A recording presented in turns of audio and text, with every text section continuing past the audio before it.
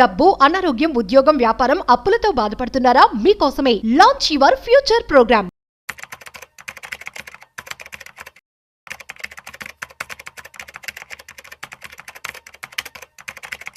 Hi viewers, India's largest digital media network Suman టీవీకి స్వాగతం. ప్రస్తుతం మనతో chartered wealth manager Rama Rajesh ఉన్నారు.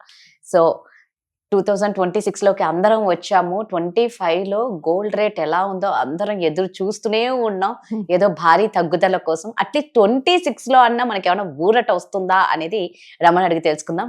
నమస్తే రమ. నమస్తే రాధా. ఈ 2026లో ఏమన్నా స్వర్ణం నుంచి ఆనందం వచ్చే అవకాశాలు ఏమైనా ఉన్నాయా? గోల్డ్ రేట్ ఈ రోజు ఎలా ఉంది? అసలు అప్డేట్ ఎలా ఉంటుంది ఈ 26లో ఈ గోల్డ్ రేట్ గురించి?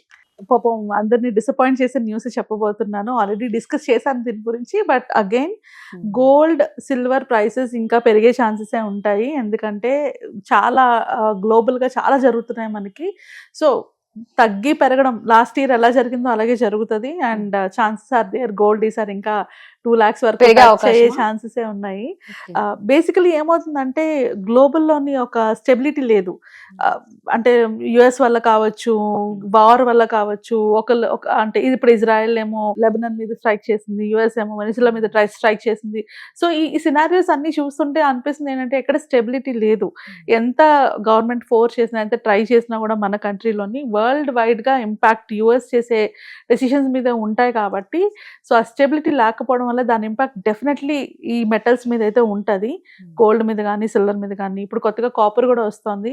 సో దాని మీద కానీ ఇవన్నీ పెరిగే ఛాన్సెస్ ఉన్నాయి. అంటే ఒకప్పుడు చూసుకుంటే ఆయిల్ మార్కెట్ అనమాట. అంత ఆయిల్ బాగా ఉంటే ఎవరి దగ్గర ఆయిల్ ఎక్కువ ఉంటే వాళ్ళే గ్రోత్ అన్నట్టు. ఇప్పుడు ఈ జనరేషన్కి వచ్చేటప్పటికి అది కంప్లీట్లీ ఏఐ అయిపోయింది. సో ఏఐ మనం ఏమనుకుంటున్నాం, ఆర్టిఫిషియల్ ఇంటెలిజెన్స్ అంటే మనకి ఇన్ఫర్మేషన్ ఇస్తుంది, మన ఇన్ఫర్మేషన్ తీసుకుంటాం అనుకుంటాం. కానీ ఒక ఏఐ ఆఫీస్ని సెటప్ చేయాలంటే దానికి బ్యాక్ డేటా ఉండాలి. ఆ డేటాని స్టోర్ చేయడానికి వాళ్ళకి లాట్ ఆఫ్ మెటల్స్ అవసరం.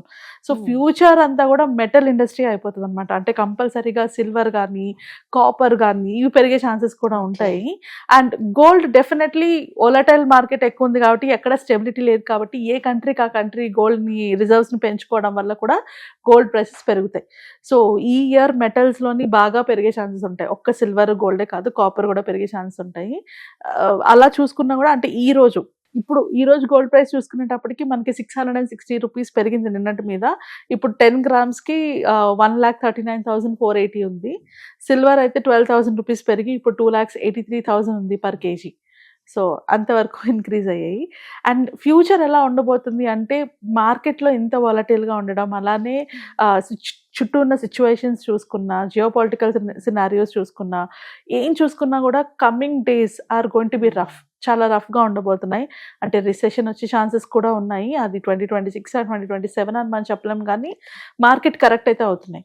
సో ఈ టైంలోని మోస్ట్లీ ఎప్పుడు ఎలా జరుగుతుందంటే స్టాక్ మార్కెట్ కానీ, షేర్ మార్కెట్ కానీ పడుతున్నప్పుడు గోల్డ్ పెరుగుతూ ఉంటుంది. సో ఇప్పుడు రెండు సైమల్టేనియస్గా పెరిగాయి. ఫస్ట్ టైం 2024, 2025లో మనం అటు స్టాక్ మార్కెట్ పెరిగింది, ఇటు గోల్డ్ మార్కెట్ పెరగడం చూసాము. సో ఇప్పుడు ఇంతవరకు స్టాక్ మార్కెట్, గోల్డ్ పెరిగాయి. ఇక్కడి నుంచి రిసెషన్ కనుక వస్తే స్టాక్ పడుతుంది, అప్పుడు గోల్డ్ పెరిగే ఛాన్సెస్ కూడా ఇంకా ఎక్కువ ఉంటాయి.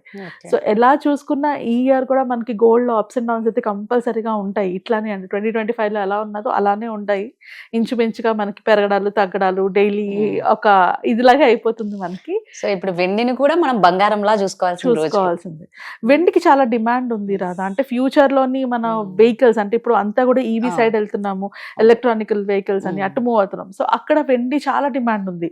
అండ్ రిజర్వ్స్ ఇప్పుడు మనం చూసుకుంటే వెండి రిజర్వ్స్ కానీ, కాపర్ రిజర్వ్స్ కానీ తగ్గిపోతున్నాయి. సో రిజర్వ్స్ తగ్గినప్పుడు ఏమైంది, సప్లై కావాలి, మనకి డిమాండ్ చాలా ఉంది కానీ సప్లై లేదు. సో ఆటోమేటిక్ గా ప్రైసెస్ పెరిగిపోతాయి కదా. సో దాని ఇంపాక్ట్ ఖచ్చితంగా వెండి మీద కనబడుతుంది మనకి.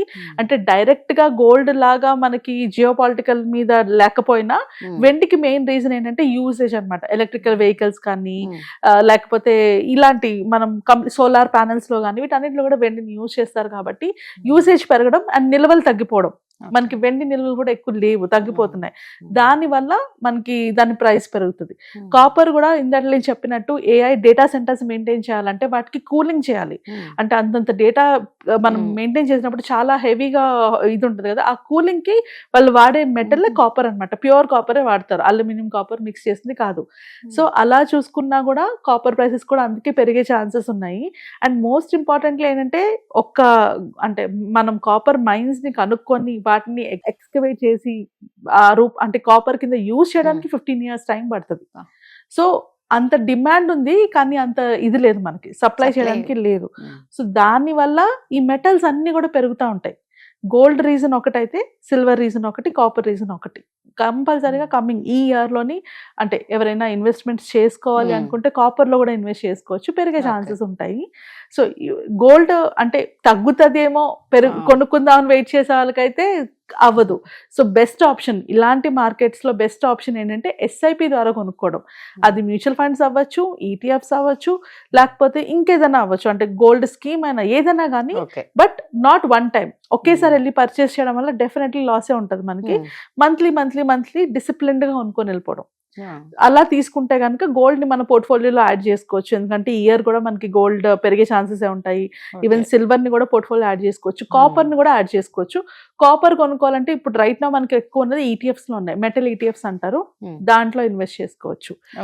అదే గోల్డ్ అండ్ సిల్వర్ అంటే మ్యూచువల్ ఫండ్స్ కూడా ఉన్నాయి, మనకి చాలా మ్యూచువల్ ఫండ్స్ ఉన్నాయి. డైరెక్ట్ గోల్డ్ ఫండ్ అని, సిల్వర్ ఫండ్ అని వాటిలో ఇన్వెస్ట్ చేసుకోవచ్చు. బట్ కాపర్ లో ఇన్వెస్ట్ చేయాలంటే మ్యూచువల్ ఫండ్స్ అయితే డైరెక్ట్ గా లేవు. సో ETF ద్వారానే ఇన్వెస్ట్ చేసుకోవచ్చు, లేదా డైరెక్ట్ స్టాక్ లో కూడా కన్సిడర్ చేసుకోవచ్చు. బట్ జస్ట్ ఆ డేటా అంతా చదువుకొని if they feel it is worth it, అలా అంటే మనం చెప్తున్న దాన్ని బట్టి కాకుండా వాళ్ళ అనాలిసిస్ వాళ్ళు చేసుకొని ఇన్వెస్ట్మెంట్ చేసుకోవాలి ఎప్పుడైనా కూడా.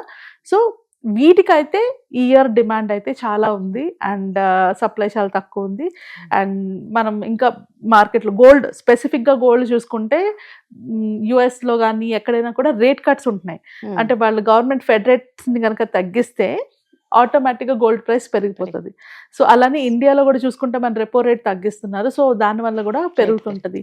అండ్ బయట ఉన్న వాలటిలిటీ వల్ల కూడా ప్రతి కంట్రీ కూడా గోల్డ్ రిజర్వ్స్ ని పెంచుకుంటున్నాయి. ఎందుకంటే ఎప్పుడు ఏం జరిగినా కూడా డాలర్ మీద డిపెండ్ అవ్వలేము అని అయితే ఒక క్లారిటీ వచ్చేసింది.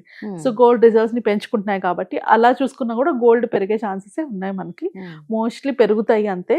అంటే అప్పుడప్పుడు చూడొచ్చు, ఏదైనా 1-2-3 times అట్లాగా, అంటే ఇప్పుడు మనకు అవుతుంది కదా ఒకరోజు పడడం ఒకరోజు పడడం, ఇలాంటి వాలటిలిటీ మాత్రం చూడొచ్చు. సో బంగారం కొనుక్కోవాలనుకుంటే మాత్రం తప్పనిసరిగా ప్లాన్ చేసుకొని SIP రూపంలో తీసుకోండి. సో ఇన్వెస్ట్ చేయాలి అన్నా కూడా గోల్డ్, సిల్వర్, కాపర్ మీద మంచి ఇన్వెస్ట్మెంట్ చేసుకోనికి ఇప్పుడు మంచి అవకాశం ఉన్నట్టు, పెరిగే ఛాన్సెస్ ఉన్నాయి కాబట్టి పెట్టుకోవచ్చు.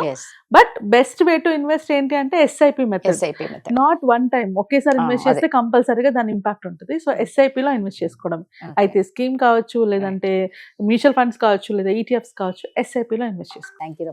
Thank you.